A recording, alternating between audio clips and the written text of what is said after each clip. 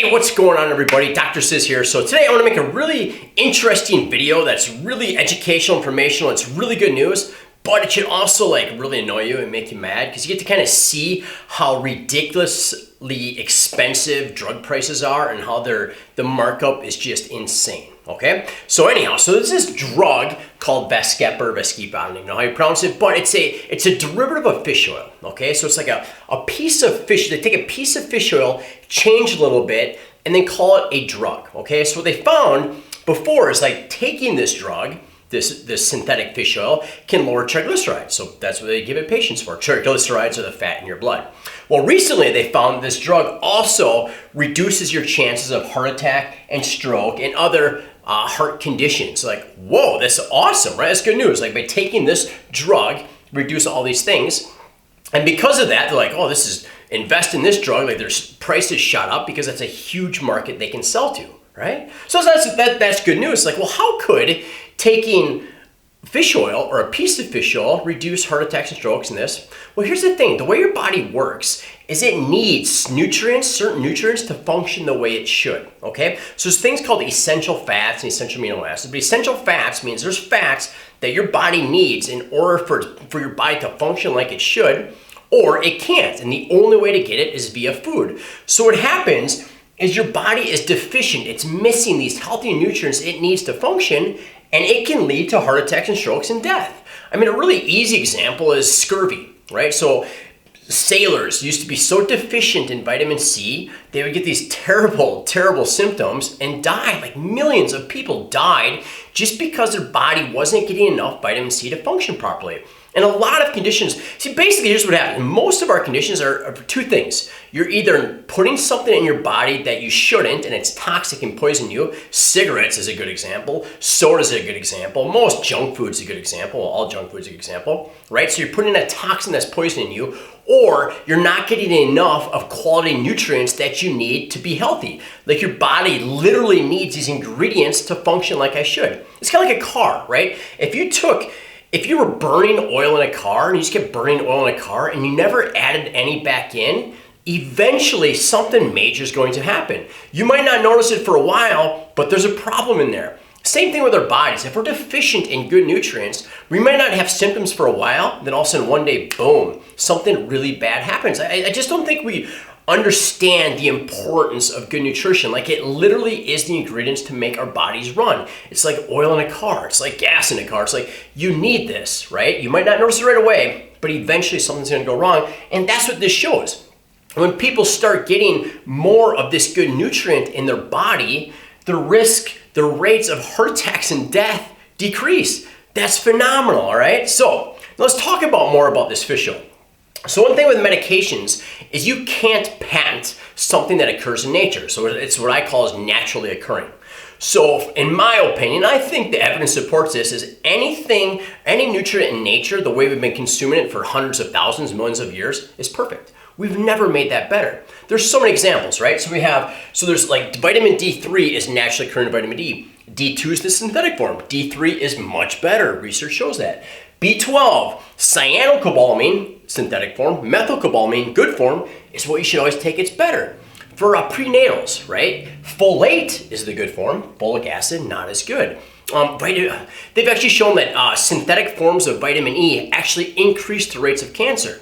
Both of them are vitamin E. The one that occurs in nature, very, very good for you. The one that's synthetic actually has been shown to increase the risk of cancer. So I would argue naturally occurring is always better, okay? So a good naturally occurring fish oil has more than one omega-3. There's different types of omega-3s, and the different types have different benefits for your body, okay? So some is really good for your brain, some is really good for your heart cells and everything, but they're all essential and you need them to survive. So a really good fish oil product is going to have the EPA, eicosapentaenoic acid, DPA, pentanoic acid, DHA, docosahexaenoic acid. So fancy words, but this is how it exists in nature. If you take injection, you have this, and then the molecule, the molecular structure in nature, it's always in a triglyceride form.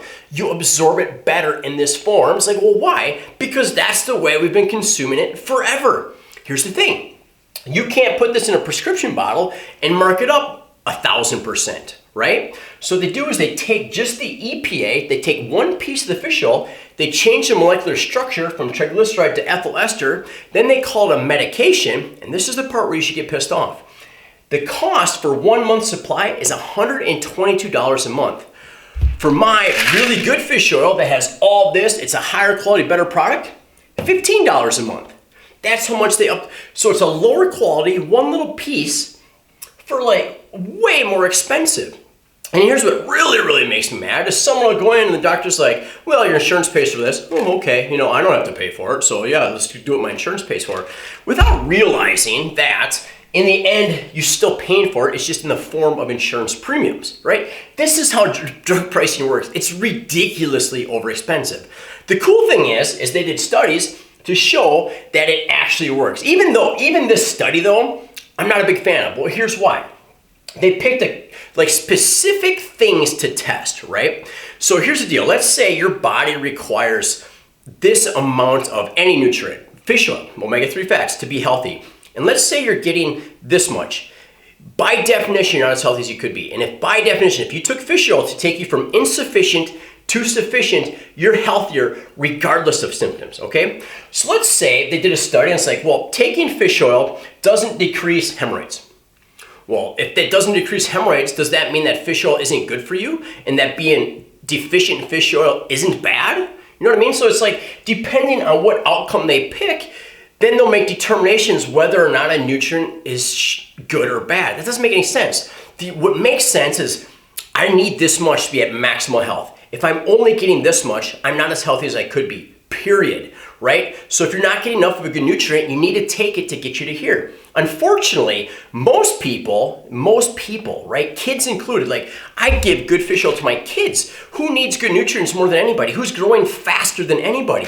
Kids, but most people, not only are they deficient in the nutrition they're getting, they're also eating way too many of the toxic foods that they shouldn't be getting. And it's no wonder people are so overweight, so sick, so depressed. It's no wonder why kids are sick all the time, right? They're eating pancakes and waffles and muffins and donuts and crackers and juices and all this toxic stuff. And they're not getting any of the good vitamin D3. They're not getting the good omega-3 fats. They're deficient in nutrition and overfed and junk. And it's like, no wonder why bodies can't work like they should, all right? So now an argument the drug producers are gonna make, which is valid, is that, well, there's no regulating of the supplement industry. So at least with this, you know what you're getting. 100% true, right? When you go to Walgreens and there's like a million different fish oils to choose, a lot of them are garbage, right? A lot of them, what's on the label isn't even what's in the bottle. There is no regulating of it, there isn't. So what you need to do is find someone like myself that sends it into a third party like Eurofins or Covance, which Eurofins just bought, and test it so you know that what's on the label is actually in the product. And a really good test you can do is this for fish oil.